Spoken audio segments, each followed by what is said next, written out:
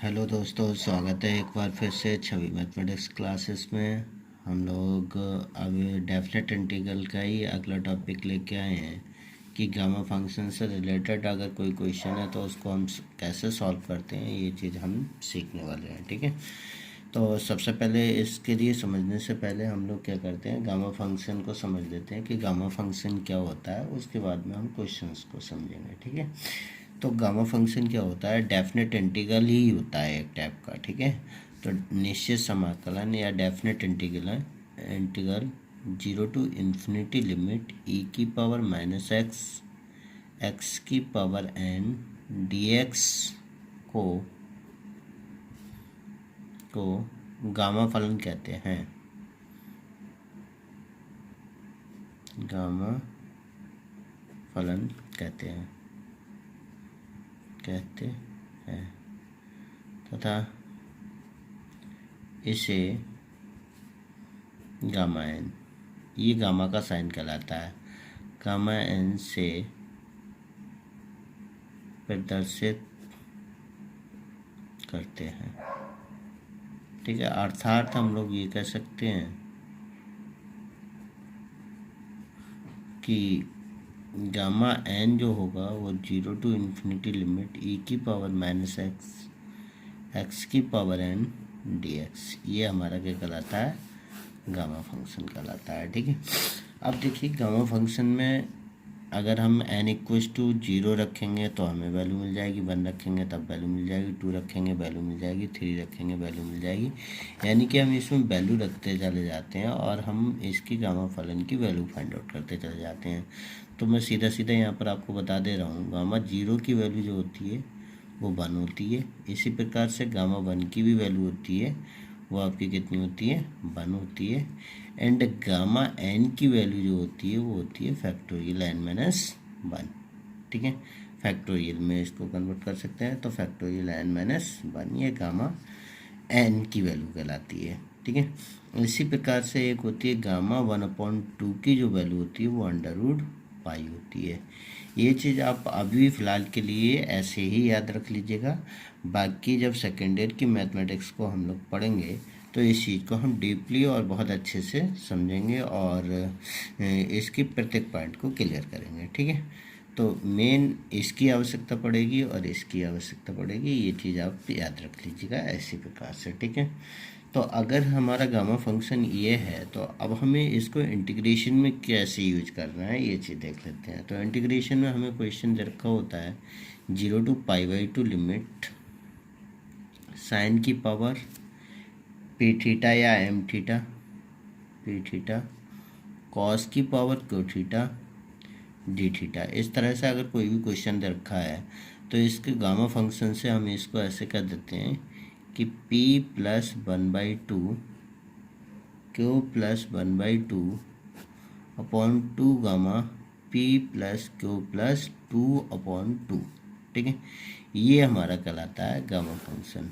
Actual में ये अकेला गामा नहीं होता है, ये हम लोग सीखते हैं relation between beta and gamma function. ठीक है, बीटा एंड गामा फलन में संबंध जो होता है वो ये इस तरह से निकल के आता है। एक्चुअल में ये बीटा फंक्शन का पार्ट होता है। अब यहाँ पर इसको हमने गामा में कन्वर्ट करके लिखा है तो ये आपका बीटा और गामा में रिलेशन हो जाता है।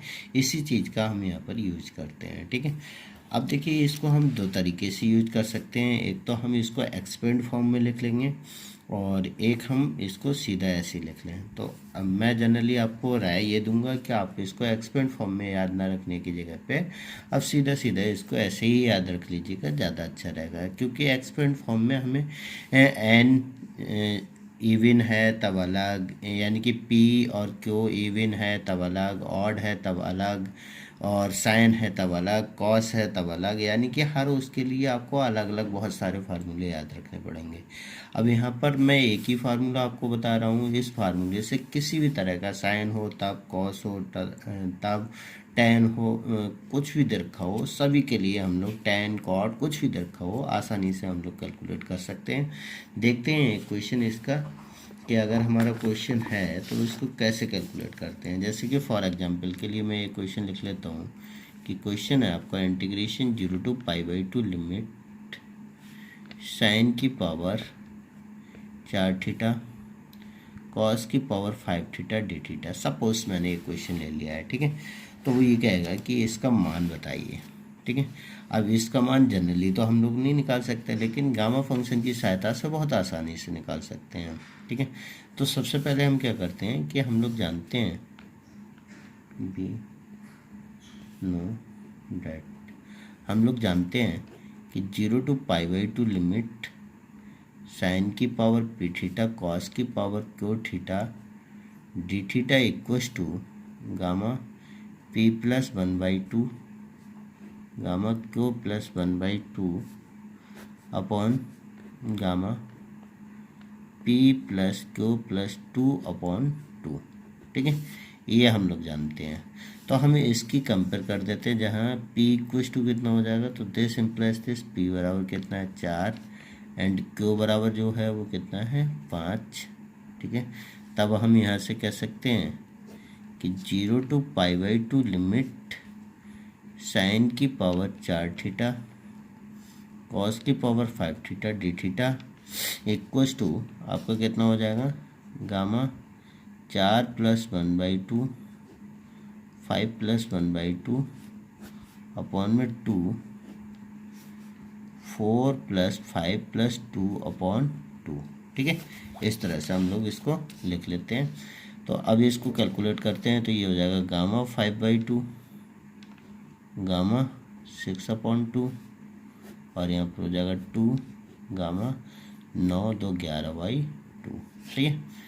तो अब हम बड़े वाली वैल्यू को कैलकुलेट करते हैं, छोटी वाली को ऐसे यहाँ पर हो जाएगा आपका 3, तो ये हो गया आपका गामा 3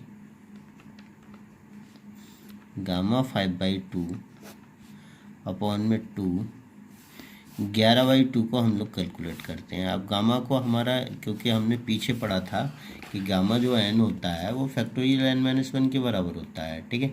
तो यानी कि गामा को सॉल्व करने के लिए हम 1 को क्या करेंगे घटाएंगे। तो सबसे पहले मैं इसमें से 1 को घटाऊंगा, 11/2 में से 1 घटाऊंगा 9/2 आ जाएगा, तो ये हो जाएगा 9/2। फिर 9/2 में से 1 घटाएंगे तो कितना आ जाएगा 7/2। 7/2 में से फिर आगे 1/2 1 घटाएंगे तो आ जाएगा 5/2। फिर घटाएंगे तो 3/2, फिर घटाएंगे तो 1/2, और इसके बाद में गामा के अंदर भी 1/2 बचेगा, सही है। और यहाँ गामा 3 बचा हुआ है। अब हम इसको क्या करते हैं कि गामा 3 को कैलकुलेट करेंगे, 1 घटाएंगे तो बचेगा 2, और गामा 2 की वैल्यू जो होगी 2 × 1, ये गामा 2 की वैल्यू कहलाएगी, सॉरी ये 3 की वैल्यू जो होगी 2 × 1। ऐसे ही 5/2 को खोलेंगे तो यहाँ हो जाएगा 3/2 1/2 और गामा 1/2, सही है। नीचे भी आपका है 2 × 9/2 7/2 5/2 3/2 1/2 और गामा 1/2, ये गामा है, ठीक है। 1/2 से ये वाला 1/2, 1/2 से ये वाला 1/2, 3/2 से ये वाला 3/2, ये वाले 2 से ये वाला 2, ठीक है। तो ऊपर बचा है आपका 1 और नीचे बचा है 9 × 7 × 5 अपॉन में बचा है 2 × 2 × 2। तो हम ये कह सकते हैं ये हो जाएगा ऊपर जाके 8 और अपॉन में